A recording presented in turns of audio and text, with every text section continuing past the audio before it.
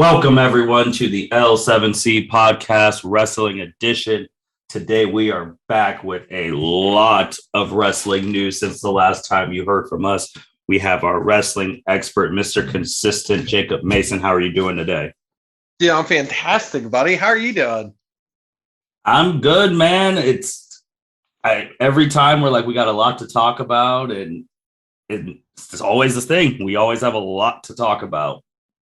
Yeah, it's only been 2 weeks, so a lot of shit happened, especially like right after we got off our last podcast. Yeah, perfect segue. Let's go right into that. As soon as we got off of our last podcast, you heard us talking about maybe Page and Punk at the big AEW New Japan joint pay-per-view that's going to be in Chicago. AEW told the L7C, hell no, we're going to announce it right when you get off.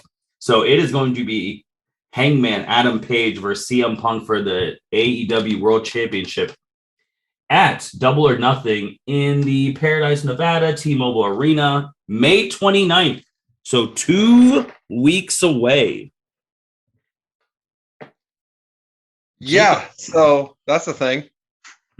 It's a big thing. So you have CM Punk's first championship match since how many years has it been?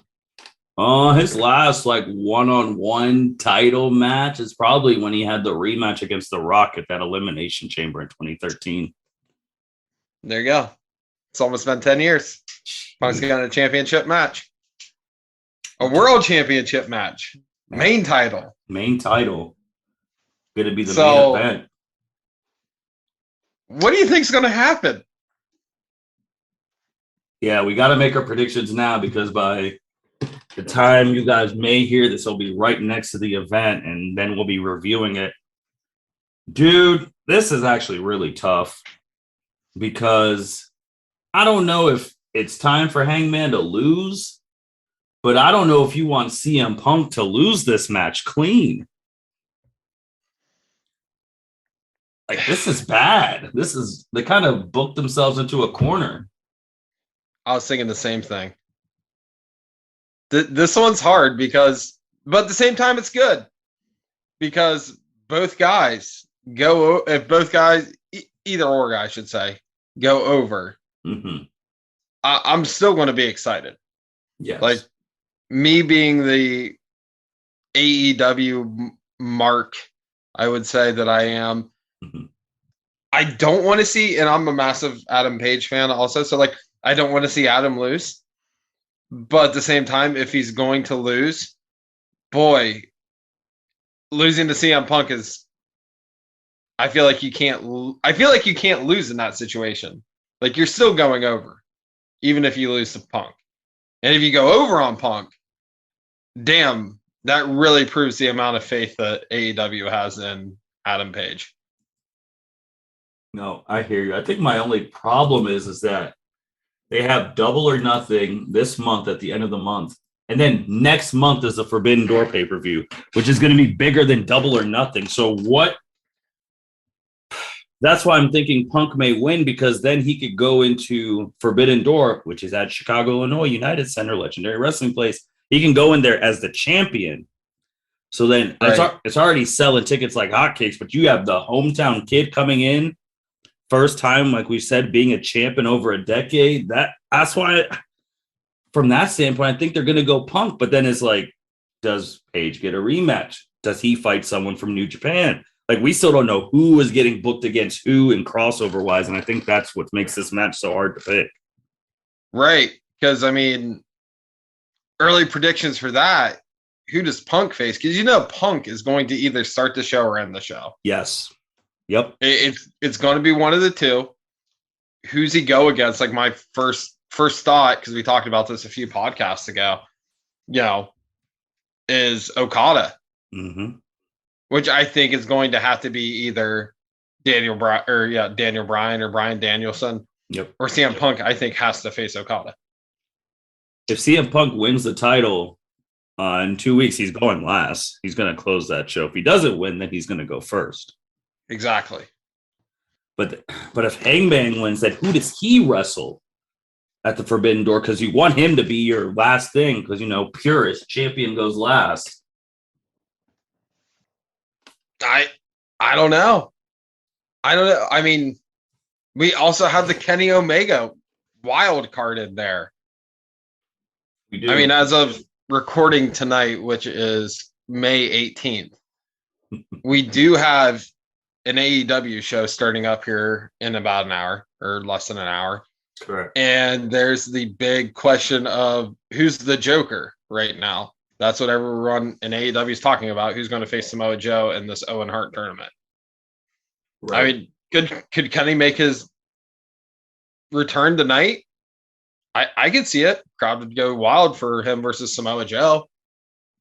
They would because at the Double or Nothing thing, they also have the Owen Hart Cup tournament final for the men's and women's. We don't know who's going to be in there as of yet. They have Thunder Rosa versus Deeb for the AEW Women's World Championship. And then you have Tony Nese, Smart Mark Sterling versus Mr. Hook and Dan Hansen. Dan Hansen, he looks like a freaking vampire. Dude, Danhausen is over as fuck. Hookhausen is the most over thing in AEW right now. I can see it. I haven't seen them, but I've been paying attention. I have been watching like Punk and all that stuff. Dude, those two guys shaking hands last week on AEW was like the Superpowers with Macho Man or Randy Savage shaking hands. Like it was like, oh shit. Like I popped for that big time. I am sports entertained. As I've been liking to say recently. Very sports entertained. But other than that, let's talk more about AEW Double or Nothing. Okay. Going into this card, you literally have just the two championship matches in Hookhausen. Yep. Everything there's 5 matches that's been announced as of like 5 minutes ago on the official Wikipedia. Mm-hmm. More stuff will definitely come out once we end the podcast. Absolutely. As it always does. But honestly, looking at this card, Double or Nothing is a massive pay-per-view. I've always looked forward to it. The CM Punk thing, Hangman Page, that's cool. But really, other than that, and Hookhausen's cool, but is it worth the money right now to spend to get the pay-per-view? The problem is it being overshadowed by the next month by Forbidden Door. I'm sorry. I said Forbidden Draw. Thinking of Eric Bischoff saying CM Punk's not drawn. We'll get to that too. But yeah, is it being overshadowed by Forbidden Door? Dude, I don't know. I feel like the promoting certainly could have used. I mean, we have 2 weeks. I'm sure AEW is going to absolutely just kick ass when it comes to promoting and marketing because they pretty much always do. I have no doubt about that. But as we sit here on May 18th at 7:13, I would not pay for this pay-per-view. Straight up. Man, I don't know if we'll have the surprises like we did last year. Like last year was, I think, one of the wildest. Is that when Adam Cole and Daniel Bryan came last year? Yeah. Yep. And we had to do an emergency one. Or was that All or Nothing? It might have been All or Nothing. Yeah, because we tried getting tickets to it and we couldn't, and I was all pissy. But I don't know. AEW is kind of in this weird spot right now. Losing Cody was like this big, massive shock. Yes. Which put more light, I'd say, on WWE than AEW. Because I've been paying attention to the Cody angles of WWE, certainly. They have They had a countdown ticker for him on Monday. That's how big he is to the show. Like they're letting you know when Cody is going to be on. It's crazy because every mark is watching. Mm-hmm. Everyone wants to know, all right, what's Cody going to do? You know, and we're all waiting for the eventual downfall. It's like, all right, he lost when he wasn't supposed to lose, and now it's over. Yeah, we're all waiting. Typical WWE booking, right? And I don't know. AEW, let's talk about the past here a little bit. AEW coming, when it first started up, white hot. And I feel like them losing Cody just because of the massive shock that it was has almost kind of, in a slight way, fizzled out AEW, I think. Not in like a bad, like, it's not watchable or anything. I just feel like some of the shine came off AEW when Cody left. I think it was a big blow. Like, it was huge. He's one of the people who helped get this off the ground. He's one of the people who was one of the brainchilds of it. And because of the differences and all that, he left. And then he shows up at WWE's biggest event of the year. Sure, we all saw the rumors and all that. But until you actually see it in person, you're just like, oh, my God, Cody Rhodes is really back after everything that happened with the Stardust character, with him fighting to get his name back. And he's back. So that did change AEW. Like, it's just like, wow, if he was able to leave, then, like we said, the door literally is open that other people may be coming over. And then you start looking at the people who went over there from WWE who haven't been on TV. Right. I don't remember the last time I saw Mirio or like Perfect 10, who have been of relevance. Yeah, Sean Spears sucks anyway. So I know, but he still went over there. Obviously, you have Adam Cole there, but when Adam Cole left NXT, he was the top dude. Like, yeah. So now he's here, and it's just like, Yeah, I think that's another problem. That I think the Cody leaving thing certainly overshadowed everything. Yes, it overshadowed, Double or Nothing. It overshadowed Forbidden Door for now, at least. For now, 2 weeks out, anything can change. But I just feel like that massive shock certainly just took the thunder out of AEW.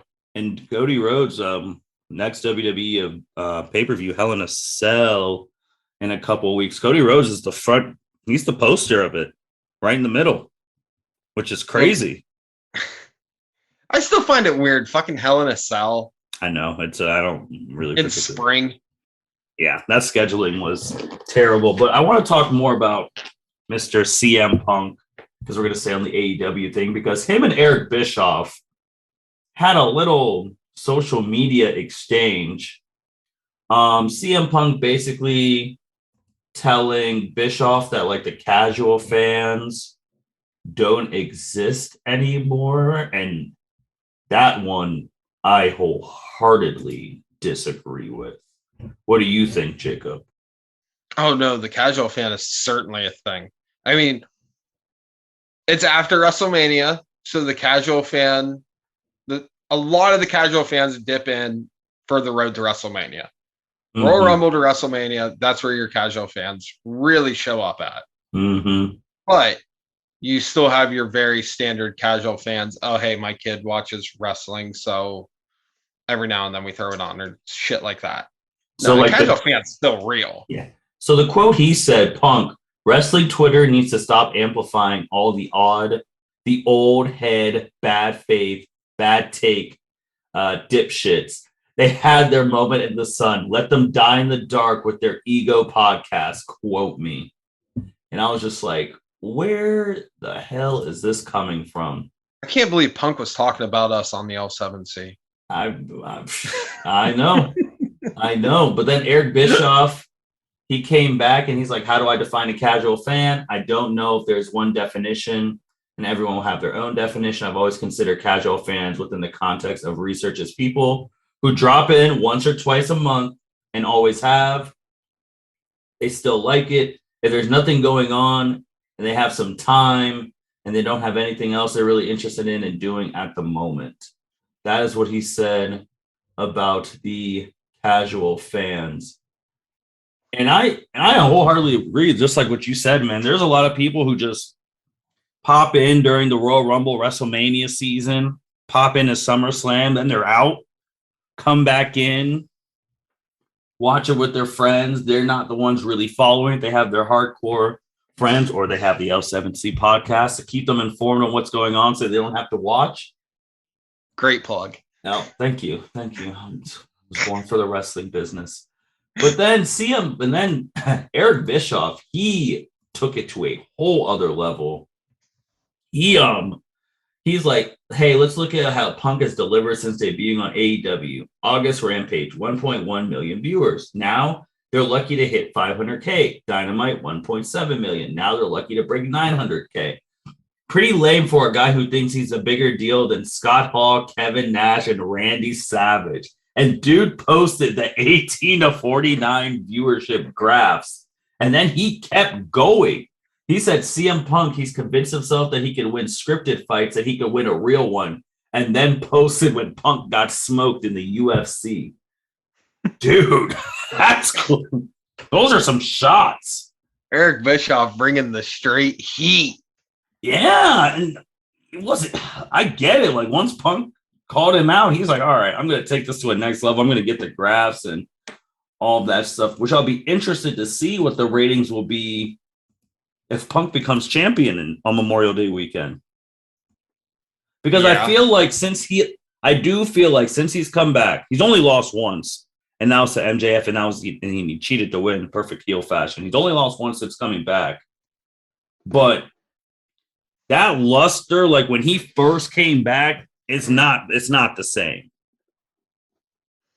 No, it's died down for certain, because man, when Punk was coming back, we had a whole blown podcast about it. Mm-hmm. Everyone was tweeting about it. Everyone.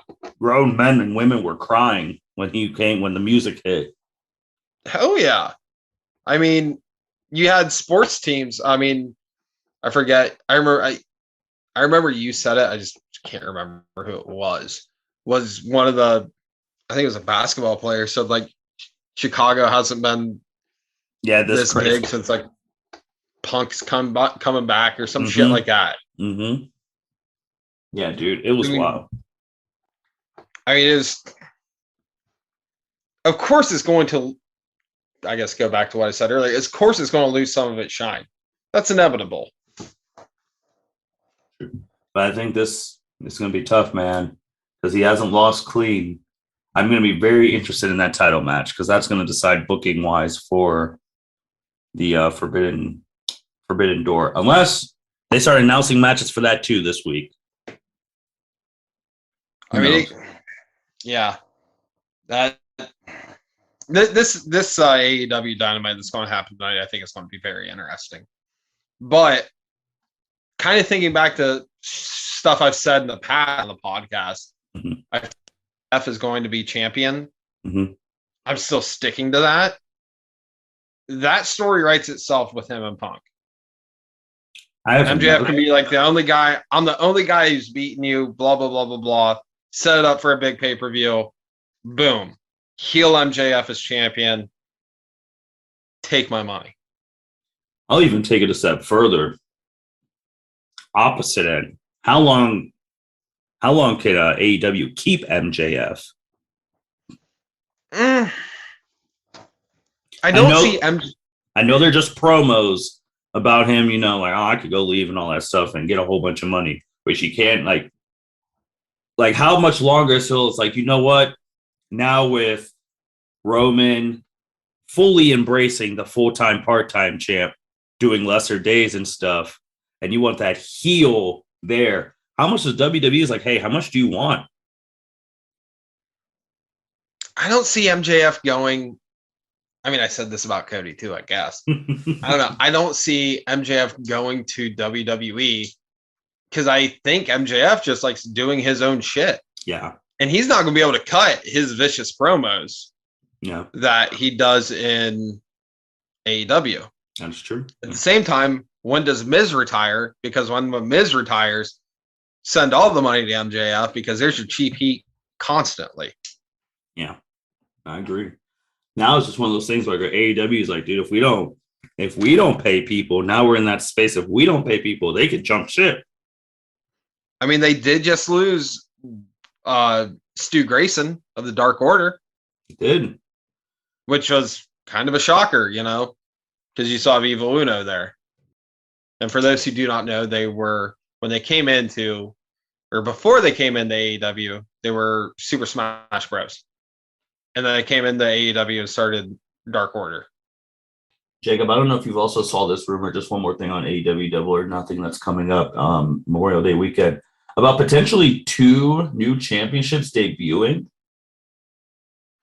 Have you heard about this? Potentially an AEW Trios Championship that Tony Khan's hyping up. I could certainly see the Trios Championship because they have so freaking many trios. So, everybody's in a faction. It's the American New Japan. But would that run into one of your things where it's like there's going to be just too many belts and they're going to be playing hot potato? Very well could. I mean, problem of bringing in all these titles. I mean, after a while, God, I feel like I keep repeating myself, but they're going to lose their shine. You know, I know we're going to talk later about the WWE Women's Tag Belts and how they've lost their shine, and how they're trying to bring them back, and it's now one of these stories around the world. But Jacob, you're hitting these segues, man. We're just gonna hop into it right now. You are hitting these segues. All right. So this past Monday, there was supposed to be a 6-pack challenge. Winner was gonna fight Bianca at the pay-per-view. Came out of nowhere while you're watching Raw that Sasha Banks and Naomi, WWE Women's Tag Team Champions, walked out of Raw, gave their titles to Laurinaitis, and they left. And this has been one of the bigger stories. Now it's hit mainstream media. There's Sports Illustrated. Like, it's mainstream now. First, everyone's like, is this a work? Was this for publicity? All of that. Then you see all these different articles coming out. So to piece things together, Sasha and Naomi was supposed to win the 6-pack challenge and then face Bianca. And then Sasha was going to face Ronda Rousey at Hell in a Cell. The women, those two, Sasha and Naomi, want to elevate the tag team championships. As we've talked about, they've lost luster. And they're like, we're the champs. Why are we not defending our belts? And apparently it was an argument about creative. They both walked out. And then WWE released a statement in the middle of Raw, which has not been done. We had to timestamp. It hasn't been done since Stone Cold walked out. And that was 20 plus years ago. So, Jacob, what are you thinking about this whole situation? And there's a whole bunch of wrestlers who have come. Everyone's actually been coming more to the support of Sasha and Naomi, sticking up for what they believe in. Bayley, Dax, CM Punk, Swole, Britt Baker even's like, hey, maybe one of them's coming over here. Like, everyone is more supporting Sasha and Naomi, even Shayna Baszler, like a lot of people. What are you thinking, Jacob? Because this is, I got a lot of thoughts. What are you thinking? This is just like everyone else. At first, my first thought was like, oh, this is a work. I still have a little thing of it, but now it's just getting a little crazy. Right. So I guess now, 2 days later, I don't think this is a work. I think this is a shoot. Mm-hmm. I know I see a lot of people being like, all right, well, they're going to AEW and whatnot, but that shit ain't happening. Vince McMahon has proven he will never get rid of Sasha Banks. That's already been done. What's kind of funny is them walking out brings more light to the women's tag team champions or championship than anything they've done in the past 2 years with them. This is hands down the biggest thing. I know this is all what people are talking about. And I have so many problems. I have more problems with the statement that WWE did in the middle of the freaking show. One, because it came from Corey Graves, and I hate Corey Graves. The other thing is because they went off script, but you didn't put out a statement when Golden Girl Charlotte went off script, threw the title at Becky and caused that whole commotion. You didn't go off. You didn't put any statements out. Nothing. So like that irritates me because that was worse than she threw the title, ruined the segment. They've had real heat. They're not friends anymore, but that didn't get a statement. But this one did because it felt like obviously WWE was trying to make Sasha and Naomi look bad. And I mean, Sasha Banks was just literally the next day or the day before she was on Kevin Hart's Cold as Balls thing. And like Sasha Banks is now, like we've talked about 100 times, out of the 4 horsewomen, she is now the most recognizable mainstream one. Yeah, she doesn't need wrestling. She doesn't. And that's the crazy thing. Right here on Sports Illustrated, Banks is a star with or without WWE, a fact that undoubtedly is not lost on McMahon. Now, here's the real thing, because L7C, we like to connect all of our episodes. Let's say, because I saw this thing, because this guy likes both of them. Let's say they get rid of Naomi and Sasha. Obviously, they'll be in AEW within 2 seconds. But you get rid of Naomi, but you never got rid of her husband after all the DUIs and all that stuff. Husband gets mad that you got rid of her. Tribal chief gets mad that you got rid of her because the family thing, because I've seen that like Roman is it came out an article too. It's like, hey, there's a whole Roman factor because Roman really likes both these people and you got to keep him happy. You mess this up with the family, your match is really not happening. Dwayne ain't coming. Circling back to that, you get rid of Naomi, you cause a whole family chain, and he's not coming. And then you just lost your WrestleMania main event. And Jacob's been campaigning for this for 2 years. Like, there's just too much going. Like, I really just don't like that statement, man. I really don't. Yeah. Listen, I have no doubt they're going to come back. Mm-hmm. They're going to be relevant as shit. Mm-hmm. And you're going to see them. You're going to see those titles absolutely promoted like you've never seen them before. Like they should have been back in the day. Mm-hmm. And I, for people who have those titles, we do get tired of all the mid-card titles not being promoted. Like the Intercontinental Championship and U.S. Championship weren't defended at WrestleMania this year. They haven't been defended on a pay-per-view in forever. And that's when you had Finn Balor as the U.S. champ. Then you had him lose to Theory. And then now you have Ricochet as the Intercontinental champ, and he hasn't defended. So it's like, what are the point of those titles when they're supposed to be on the show every day? They're supposed to be your workhorse, and you're not promoting. The tag team championships were made to give, as the old thing was, give divas a chance. And they got that. And then you weren't doing anything with them. You wanted to split them up to go do other matches when there are other single ladies on there who could have used that match because both of them were going to lose. They weren't going to beat the champs.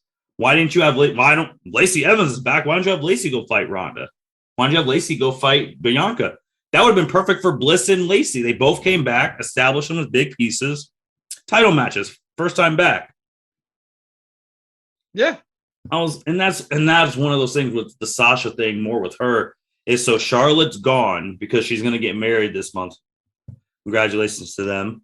But we resort back to the 4 horsewomen relying on. There are other women right there. Sasha and Naomi did not need to be split to do that at Hell in a Cell. Yeah. And nothing made sense of why you would even throw them into this match. It should have just been a fatal 4-way and ended at that. Well, it was going to be a 6-pack challenge. And here's the other thing about it. It was supposed to be a 6-pack challenge. So then Naomi and Sasha walked out. That's still 4. They took the other 2 girls out and they just made it Becky and Asuka. So why didn't you, like you said, leave it a 4? WWE logic, I guess. I mean, Dude, they got to be careful, man, because with the Naomi connections to the bloodline and all of that, and Sasha being a mainstream star with Disney, who, connecting to other podcasts, was one of the people you said might buy WWE. You don't want one of their employees that you have saying, I don't know if you should. You don't want that bad taste. Which also, side note, The Rock and XFL just signed a deal with ESPN and Disney. That's a big deal.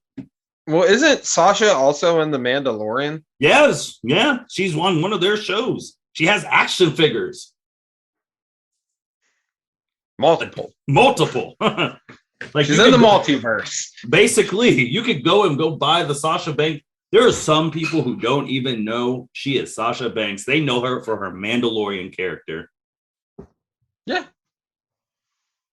So this is tricky, man. I just don't like the way this hasn't been really seen since like the Stone Cold walking out. Obviously, you had the curtain call, but it's also like there was no press. Also, in another example, when Brock Lesnar came out of WrestleMania 34, freaking pissed, threw the title at Vince and walked out. Nothing. Right. But I mean, does WWE just make statements like when it affects the main event of shit? Because specifically, I can only think of 3 times this happening in wrestling history. Stone Cold walking out. Stone Cold, the Sasha Naomi thing, and ECW back in the day. I thought you were going to when Sabu just no-showed. Paul Heyman went out there. He was supposed to team with Taz. And Paul Heyman went out there and basically, he fired him right at the beginning of the show. It's the only 3 times I can remember this happening. I thought you were even going to go even curtain call when they did something they weren't supposed to do. And obviously the 2 left. Shawn was champ. He wasn't getting punished. So then Triple H had to be the one to eat it all. Yeah, but that wasn't that was after the show. That was after air. There's only 1 piece of film of that's circulating. That's true. But this is wild. This is so wild, man, because this has not been a walkout. But it's a kudos to them. I mean, they want to elevate the titles. That the title should be elevated. If you have a title, you should be on the cards defending your titles. Yeah. Not just some throwaway like it was. No offense to them, but the last chance for Selena Vega and freaking Carmella, and they didn't do anything. Yeah. I mean, Naomi and Sasha are the most relevant tag team champions you've had in years. Yeah. Yeah, man. And even just looking at the last pay-per-view, there was no mid-card titles.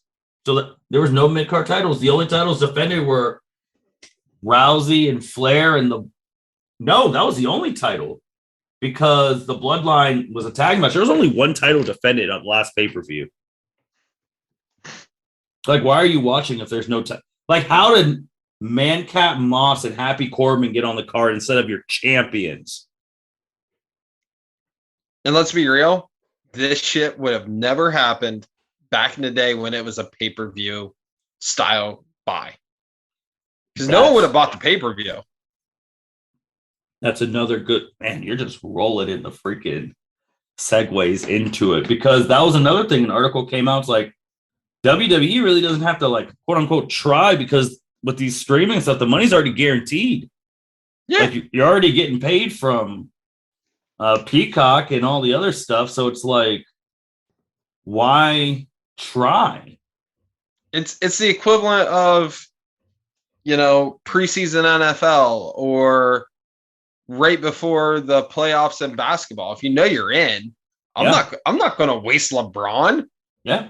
I'm not going to take a chance. It's just backlash. No one gives a shit. We'll throw one person on there. Here's Rousey. Yeah. Try and get some casual fans. You're right. Guaranteed money from Peacock changed their booking stuff. They used to put on the best shows as possible for their pay-per-view events. And now, since they have that huge money thing, they're just we don't have to. We just have to, WrestleMania. And WrestleMania Day 1, past 2 years have been a hell of a lot better than WrestleMania Day 2. But if I'm Peacock, all they got to say is look, dude, this stuff can't be ass every month because you had some good matches. Obviously Cody and Seth were the best match on Backlash, and I did like the RK Bro Roman stuff, but You got to put more stuff because you're right. If this was pay-per-view buys, this wouldn't be happening. I mean, take UFC for example. I mean, you can see when their pay-per-views go to shit, no one buys. Yep. But you can see when their pay-per-views are hype, they make all the money. Yep. Yeah. Which I'm not complaining about not like the $9.99 you pay to watch it.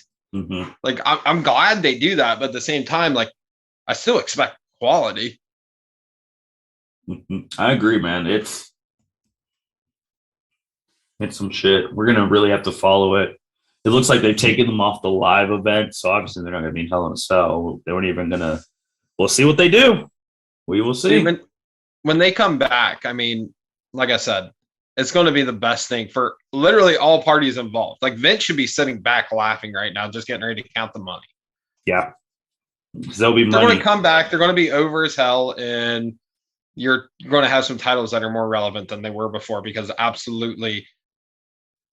Funny enough, because they didn't get wrestled about. Yeah. They're going to be so much more relevant. Which is a problem with WWE's booking because if we've talked about creating newer stars and all of that, if people are getting more over because of this controversy, now what they're doing in the ring, you have a problem. But I don't know, man. We're going to have to wait and see. Speaking of Backlash, did you like anything from Backlash? Not particularly. I'll be completely honest with you. I forgot Backlash was happening. I caught all the highlights and stuff because I wasn't watching all that pay-per-view. There was nothing really in that pay-per-view that made me go like, oh hell yeah, I want to spend 3 hours of my day off to watch this shit. I was like, oh yeah, Backlash is happening. I think you guys were like posting about it in the group chat. I'm like, oh yeah, Backlash. Yeah, I mean, they started off with Cody and Seth, and that was a really good match. Meltzer gave them another 4.5 stars. Ronda and Charlotte, like when Ronda made her quit, my biggest problem with that is if Charlotte, why didn't you just have this happen at WrestleMania? I don't know. Because I mean, I guess make Charlotte look strong because she's your long-term player. True, but it's just I guess we also need to have a Charlotte countdown ticker because I don't know which podcast we said last year, but we were actually seriously debating if she could get to 16 this year. So she just lost. She's going to get it back. And we're in May. Some are saying she comes back after getting married, wins it from Ronda. Then she can be like, I'm the only woman who beat Ronda Rousey twice. So we're in the territory now. Bloodline and Drew versus RK. Bloodline versus Drew and RK Bro. I mean, the Randy Orton spot when he caught Roman Reigns Superman punch doing RKO, that was good. And it's just like we've talked about Randy Orton when he tries, it's night and freaking day when he's engaged. Oh, 100. Now, here I was confused about this. Now, correct me if I got lost somewhere in the storylines or translations or just the monotonous weekly shit. Weren't the titles supposed to be defended or it was going to be a unification on Backlash? It was supposed to be, and then Roman showed up, ripped the contract, stuffed it in RK Bro's mouth. Drew came. Then Paul Heyman was like, let's just do a 6-man champion, like a 6-man tag team. So then what in the Teddy Long bullshit is this? Well, Teddy Long would have told him just for ripping that thing, you got a one-on-one match with the Undertaker player. That's what he would have said. But apparently now this Friday, the Usos and RK Bro are supposed to fight for the titles unification. I don't know if that's going to go through because Riddle kicked Roman in the face. And if people remember, Riddle and Roman had heat backstage back in the day. So that was funny. Sorry, Roman. But I don't think that's going to happen because I did see an article that Fox doesn't want this like joint stuff. They want like exclusive stuff unless it's Roman. But mark my words. This is going to be one of these things where like that storyline never happened. We were never going to unify the Jesus. That's going to fucking WWE logic, dude. Our fans are complete idiots. That is true. But you know who has worse WWE logic, maybe? Ric freaking Flair. Ric Flair wants to get back in the ring one final time in July.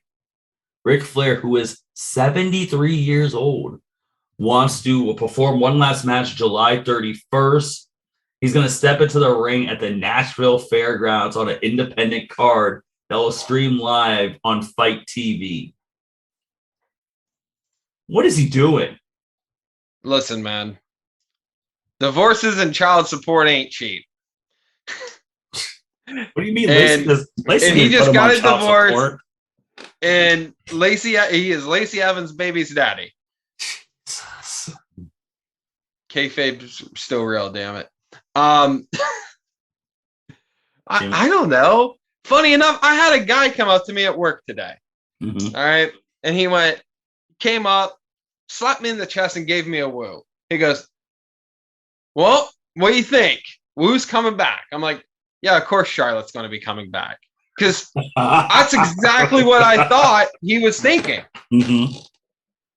Oh, no. I thought he was a casual. Oh, no. He's a hardcore. Guy knew it was like, Ric Flair's coming back, baby. And I'm like, shit, I didn't think you knew that.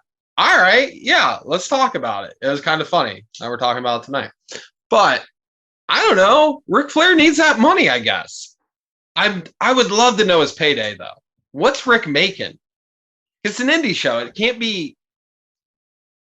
Unless he Hulk Hogan's WCW and he gets everyone else's purse. Who else? I mean, who else are they going to be able to afford to have on the card? A couple local talents, which, hey, local talents, that ain't a dig on you, but like when it comes to how much you're making per appearance, dude, come on.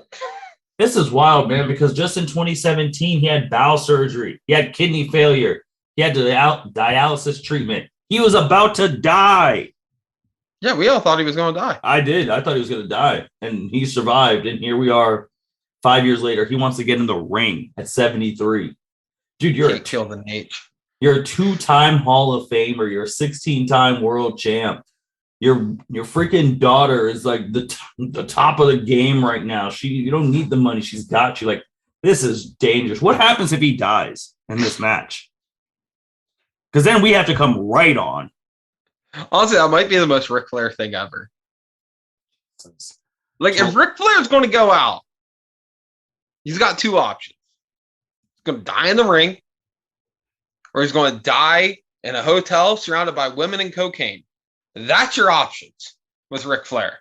And it's funny, this Ric Flair pay-per-view on Fight TV is the day after SummerSlam. Are they saying how much the pay-per-view is? They have not said how much the pay-per-view is right now on ESPN. I mean, I wonder if he's getting pay-per-view buys. I wonder if that's how they're affording him. Because people still tune in to see if, like, literally, this is like a stunt show. This is like an Evel Knievel thing. Like, is he going to live or die through this? I have something for you right now. Tickets and pay-per-view stream will go on sale May 27th, next Friday at noon. So we're going to have to be on the lookout for that, guys. And we're definitely going to be on the lookout for that as well. Last couple of things. We got to bring her up, man. Tessa Blanchard, she burned another bridge in pro wrestling. Dude, is she done? No, because her spirit will always live on through the L7C.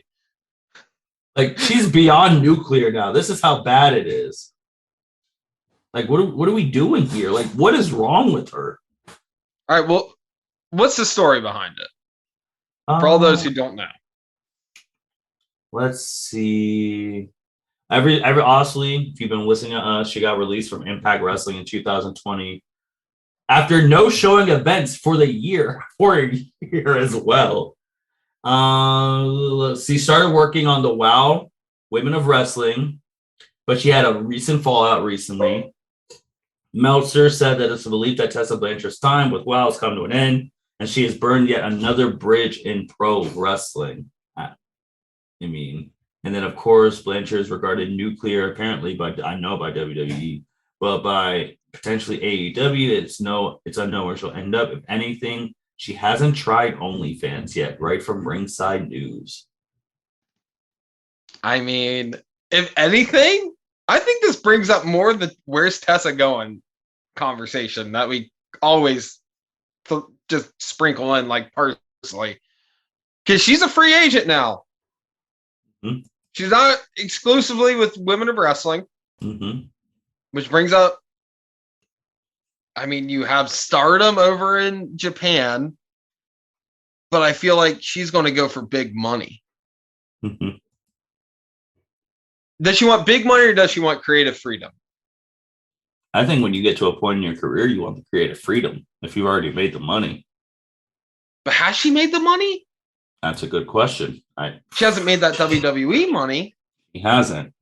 She's made some big indie money, but not WWE money. But do they take a chance on her? Hell yeah, they take a chance on her. I think everyone's still going to take a chance on Tessa Blanchard. I think, oh man, this is hard. I don't know, man. You can't. I don't know how you repackage that. Doesn't matter. It's Tessa. She's going to be a draw. The only way she comes on is if Mr. Men Fences Triple H is the one who gets her to come. He would be the one. He's always the one who gets these people to come now. I mean, but she hasn't pissed off WWE. Yeah, but she's going to be the one who has to talk to the board of directors like, hey, we should do this. Because he's got to be the voucher. I mean, I'm surprised you're saying the WWE, not AEW, though. Well, I could just see big money Vince wanting to just throw out that money to keep her from going to AEW. But wouldn't AEW? But at the same time, I could see Vince playing 4D chess and be like, send her to AEW. If let's see how she does over there, because they're watching. Yeah. And if it works out, when her contract's up, we just throw the bank at her and call it a day. And if she flames out, it worked out. I mean, because I would, as much as I don't like Charlotte, I want to watch the Charlotte versus Tessa Blanchard match. That's a main event. That is money. I mean, Charlotte against any of them. I mean, not Charlotte. Tessa against any of those main girls is money. I mean, you just have that 4 horsewoman or 4 horsemen, not 4 horsewomen. It's weird saying that. Yeah, the round robin, just what Bianca's doing right now. Well, no, because I'm just saying the 4 horsemen, because you have the Flair and you have the Blanchard connection. Yes, that's man. Yeah, they could use old footage in those promos. Oh yeah, which would be weird considering Rick and Tully are out of WWE, but yeah, they still own all those videos, so they could show it. You'd be like, no, my dad was the best in the 4 horsemen. They'll bring them back. My dad was. They'll bring them back. Anything's possible. The freaking Steiner Bros just got in the Hall of Fame last year. Money talks. Oh yeah. I mean, that's an easy storyline. That's your easiest storyline without even thinking about it. Other thing is your boy Braun Strowman, who this article is terrible. 97.1 the ticket. Braun Strowman and EC3 were 2 of the biggest, figuratively and literally, in the WWE. 97.1 the ticket. You can tell you do not watch WWE because EC3 was nothing out of NXT. Braun Strowman will give you that. He was huge. Now they've moved on and they're trying to open a wrestling promotion heading to Metro Detroit. Dude, where are these people getting this money to open promotions? Well, all right. So they have control your narrative, which we've talked about a couple times, I think, on here. And they just do, they've had shows in Dallas and they're doing the show in Detroit. It is absolutely hilarious to hear them talk about. I mean, I get it. It's a newspaper trying to do promotional work for a show that's coming. I get it. They're going to try and pump it up. They obviously don't listen to the L7C. But where do they get the money from? I mean, I don't think it'd be hard to get some investors. I mean, true. I look at a lot of these indie shows, like local ones, and it's like, man, how do you guys get this money? Then you see their sponsor list, and you're like, oh yeah, like one of the Remix Pro Wrestling. That's a big one down south of Marietta.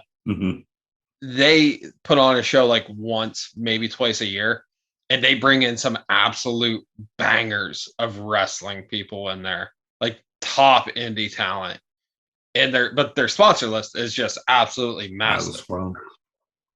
Hell, I just seen on their Facebook today, they just posted for, do you want to be a sponsor?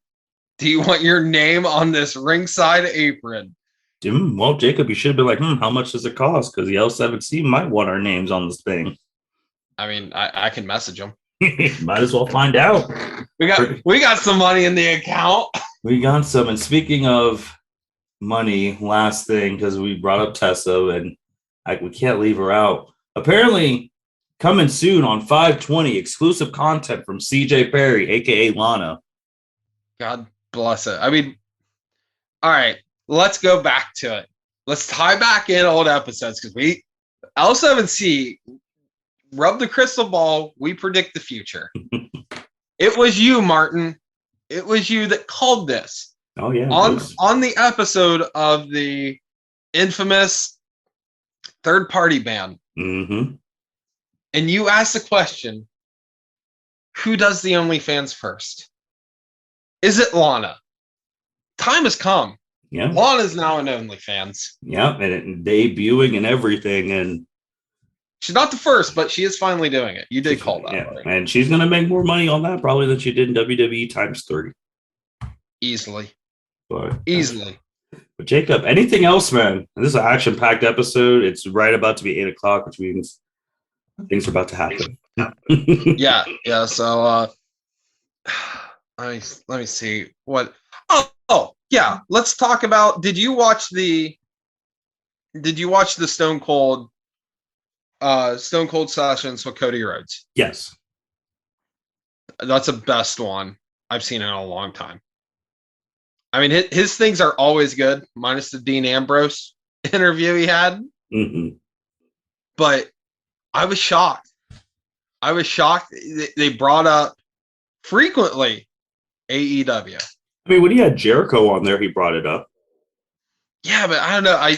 With Cody, I'm almost shocked they did. But at the same time, how do you talk about the story of Cody Rhodes without talking about AEW?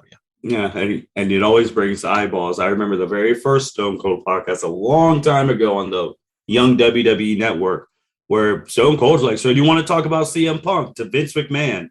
And everyone just was like, oh, we're doing this?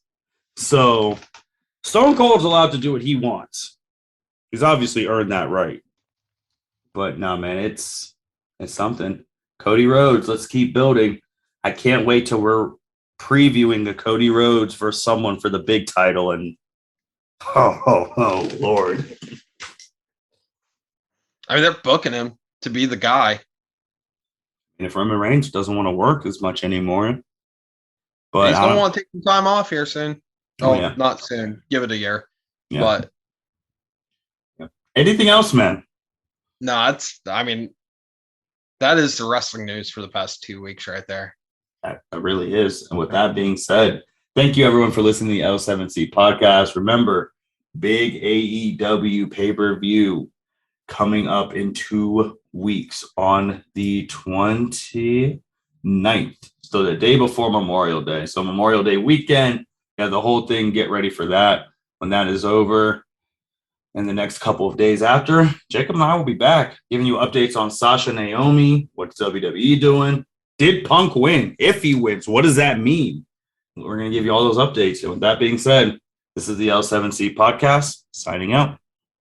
Thank you for listening to this episode of the L7C podcast. Be sure to like, rate, review, and subscribe to the channel. Follow us on all social media platforms, and we'll be talking to you guys soon. Take care.